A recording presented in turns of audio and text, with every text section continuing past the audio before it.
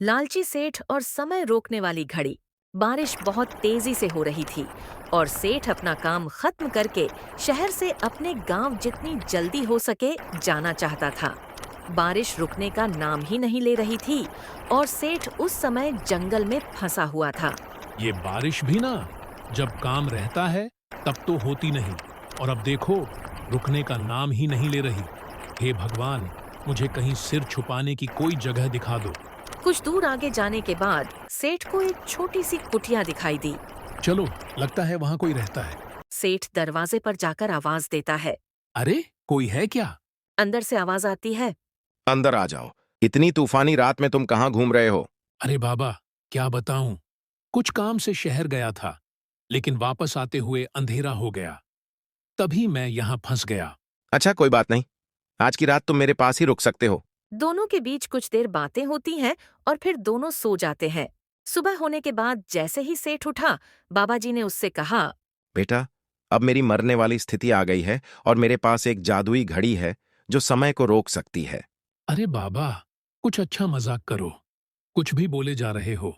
आज तक कभी किसी ने समय रोका है जो अब रोक ले? बेटा, मैं कोई मजाक नहीं कर रहा। अब मेरी मृत्यु निकट है और मैं यह घड़ी किसी अच्छे हाथों में देना चाहता हूं। यह घड़ी लेकर जाओ।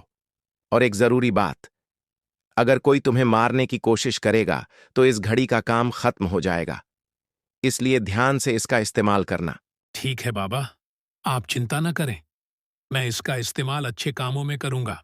इतना कहकर सेठ अपने गांव की तरफ बढ़ गया। गांव में आने के बाद उसने ऊपर एक चिड़िया को देखा और चिल्लाया। रुक जा। सेठ के रुक जा कहते ही हवा में उड़ती चिड़िया वहीं हवा में ही रुक जाती है। सेठ घर पहुंचता है और जो कुछ हुआ था वह सब अपनी पत्नी को बता देता है। सेठ की पत्नी के मन में लालच आ जाता है और वह सेठ से कहती है। अजी सुनो, क्या हो अगर हम इस घड़ी का इस्तेमाल करके चोरी करें? पता नहीं क्यों, लेकिन सेठ को यह बात पसंद आ जाती है और वह कहता है। कुछ दिनों में मैं शहर जाऊंगा और सारी दुकानों से मोटा माल इकट्ठा करूंगा। 3-4 दिन बीत जाते हैं और अब पूरे गांव में यह बात फैल जाती है। ये सब सेठ की पत्नी ने लोगों को बता दिया था। उसी में से एक परिवार को यह बात पता चल जाती है। अजी सुनते हो, उस सेठ के पास एक ऐसी घड़ी है जो समय को रोक सकती है। अब तो वह बहुत शक्तिशाली बन जाएगा। आप कुछ करो जिससे वह घड़ी हमारे पास आ जाए। चुप बैठ। अब क्या सेठ को मारकर घड़ी लेकर आऊं?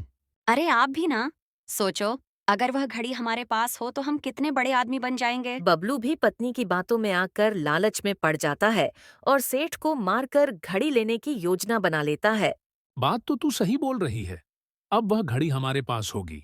और हम भी बहुत बड़े आदमी बन जाएंगे। अरे, सेठ रोज अपनी दुकान खोलने सुबह सुबह जंगल वाले रास्ते से जाता है। पत्नी की यह बात सुनकर बबलू सब समझ जाता है। सही मौके की तलाश करते हुए एक दिन वह अपनी पत्नी से कहता है। आज देखना, हमारा काम हो जाएगा। अब बबलू जंगल की ओर चल देता है। जैसे ही सेठ आता है, बबलू उसका पीछा करता हुआ उसके पीछे पीछे जाता है और चाकू से सेठ पर वार कर देता है। और बस यहीं पर घड़ी की शक्ति समाप्त हो जाती है। बबलू सेठ की जेब भी जांचता है, लेकिन उसे कुछ नहीं मिलता। घड़ी तो दूर की बात। और इसी को कहते हैं, जैसा करोगे वैसा ही भरोगे।